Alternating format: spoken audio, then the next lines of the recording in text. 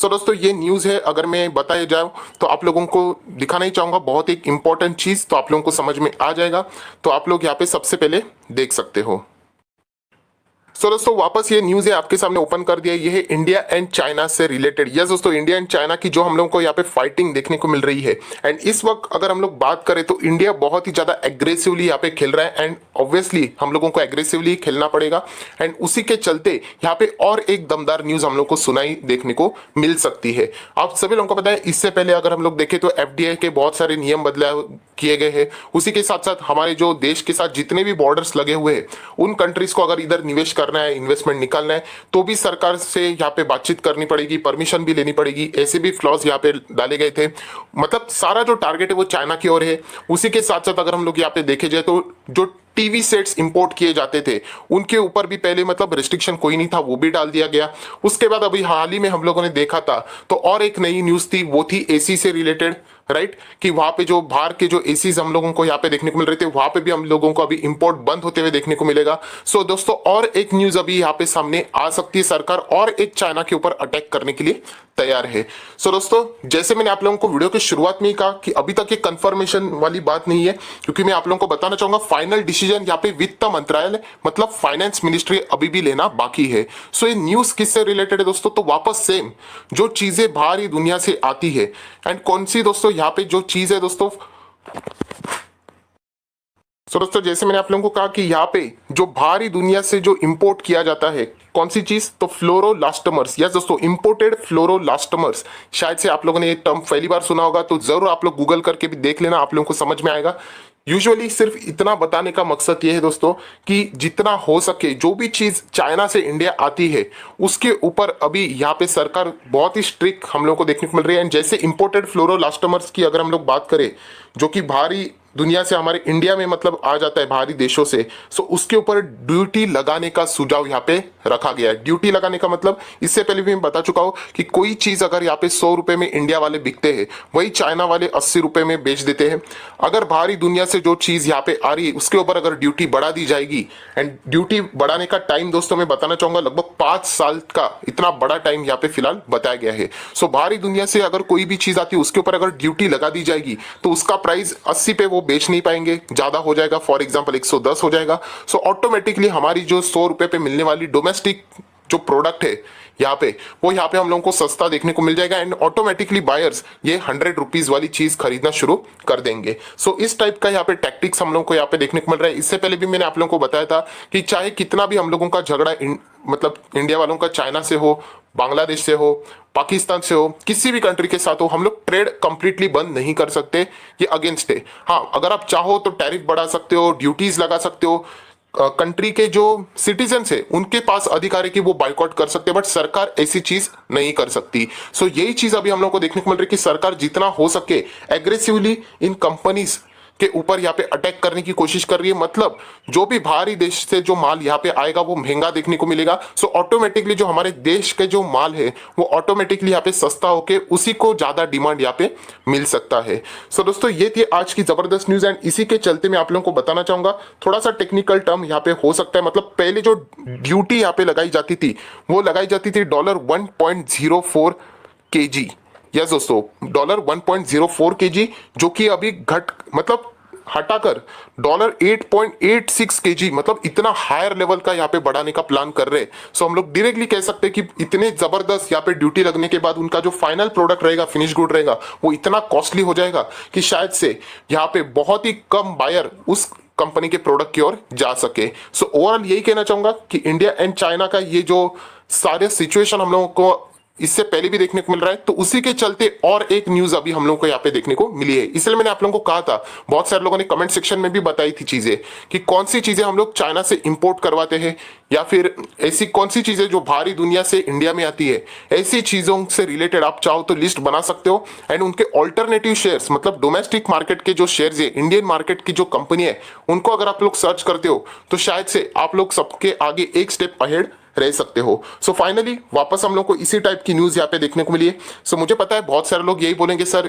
चलो न्यूज़ तो ठीक है, कौन से शेयर्स को इसका फायदा होगा ये तो बताओ। तो चलो दोस्तों यहाँ पे हम लोग आ जाते हैं कौन से शेयर्स को इसका फायदा मिल सकता है। बट जैसे मैंने आप लोगों को पहले वार्निंग दी, वार्निंग क्या है, बहुत सारे लोग आधी अधूरी न्यूज़ सुनते हैं कि ये सब सिर्फ सुझाव है। अभी तक यहाँ पे फाइनेंस मिनिस्ट्री ने फाइनल डिसीजन नहीं लिया है। अगर वो फाइनल डिसीजन लेते हैं उस दिन हम लोग को जबरदस्त तेजी इन कंपनीज के शेयर में दिखने को मिल सकती है। जैसे मैंने कहा दोस्तों यहाँ पे यूजुअली हम लोग 3 स्टॉक्स की बात करेंगे, उसमें से एक स्टॉक अगर देखा जाए इस न्यूज़ के चलते बहुत ही गर्म रह सकता है। बट जैसे मैंने कहा कि क्या वो फंडामेंटली स्ट्रांग है वो भी तो देखना चाहिए। सिर्फ न्यूज़ के चलते अगर हम लोग स्टॉक्स खरीदने लग गए तो यहाँ पे दिक्कतें हो सकती है। बाकी 2 स्टॉक्स की बात करें तो कंपैरेटिवली हम लोग कह सकते हैं कि वहां पे हम लोगों को थोड़े से वो स्ट्रांग नजर आ रहे हैं। तो चलिए कौन से वो स्टॉक्स है उनके ऊपर ही अभी हम लोग डायरेक्टली यहाँ पे आ जाते हैं। सो दोस्तों सबसे पहला कोई कंपनी है तो आपके सामने यहाँ पे ओपन कर दिया है, तो गुजरात फ्लोरोकेमिकल लिमिटेड। यस दोस्तों, कंपनी के नाम में आप लोगों को यह अंदाजा मिल जाएगा कि ये कंपनी उसी से रिलेटेड यहाँ पे काम करती है। सो इस कंपनी के ऊपर आप चाहो तो यहाँ पे नजर रख सकते हो। आज के दिन कोई जबरदस्त तेजी देखने को नहीं मिले क्योंकि अभी तक न्यूज कंफर्म ही नहीं हुई है, तो हम लोग तेजी कहां से देखें। बट जिस दिन यहाँ पे फाइनेंस मिनिस्ट्री इस न्यूज को कंफर्मेशन मिल जाएगा तो शायद से गुजरात फ्लोरोकेमिकल लिमिटेड इस कंपनी में हम लोग को बहुत ही शानदार तेजी देखने को शायद से मिल सकती है। सो क्या करना है, क्या खरीदना है, तो चलिए देख लेते हैं यहाँ पे क्या परफॉर्मेंस है इनका। सो मैक्सिमम चार्ट पैटर्न अगर हम लोग देखें तो 2019 से कंपनी ने यहाँ पे शुरुआत की है लगभग 719 के आसपास एंड आज ये चल रही है 509 के आसपास। सो अभी तक कंपनी का जितना भी सफर यहाँ पे हो चुका है 1 साल के भीतर, हम लोग कह सकते हैं कि कंपनी ने अभी तक अच्छा परफॉर्मेंस नहीं दिया है। सो लॉन्ग टर्म के हिसाब से अभी इस कंपनी को खरीदना, पोर्टफोलियो में जगह देना, ये एक जल्दबाजी डिसीजन जरूर साबित हो सकता है। बट सर हम लोग एक एग्रेसिव ट्रेडर है, हम लोग ऐसे न्यूज के लिए रिस्क लेना चाहते हैं, तो आप चाहो तो जरूर इस कंपनी का विचार कर सकते हो। मेरी तरफ से तो आप लोगों को ना ही रहेगी। अगर फिर भी आप जाना चाहोगे तो चलो मिनिमम क्वांटिटी, मतलब बोलते हैं ना 1-2 क्वांटिटीज लेके आप लोग सीखने के लिए ट्राई कर सकते हो। मेरी तरफ से ऑलरेडी मैंने इस कंपनी के लिए ना बोल दिया क्योंकि ज्यादा बैकग्राउंड भी नहीं है, देखा जाए तो अभी भी डाउन ट्रेंड में ही देखने को मिल रहा है। बट इस न्यूज के चलते हम लोग कह सकते हैं कि इस कंपनी में हम लोगों को अच्छी खासी तेजी देखने को मिल सकती है। तो ये सारी पॉसिबिलिटी वाली बातें, अगर ये न्यूज आगे जाके अगर एग्जीक्यूट नहीं हो पाई, अगर फाइनेंस मिनिस्ट्री ने डिसीजन फाइनल नहीं लिया, तो शायद से जिस न्यूज के चलते आपने स्टॉक को अपने पोर्टफोलियो में जगह दिए तो फिर वो आपके दिमाग का सरदर्द बन के रह सकता है। प्रमोटर की बात करें तो कोई दिक्कत वाली बात नहीं है। 68% के शेयर्स प्रमोटर के पास से कोई गिरवी नहीं है। फॉरेन इंस्टीट्यूशनल इन्वेस्टर की बात करें तो उनके पास भी लगभग 2-2.25% की होल्डिंग है। टोटल डीएस की बात करें तो 15% की होल्डिंग है। सो चलिए दोस्तों, इस कंपनी के बारे में जैसे मैंने शुरुआत में कहा कि 3 कंपनीज की बात करने वाले, एक कंपनी का नाम मैंने यहाँ पे दिखा दिया है जिसको इस न्यूज का डायरेक्ट फायदा यहाँ पे हो सकता है।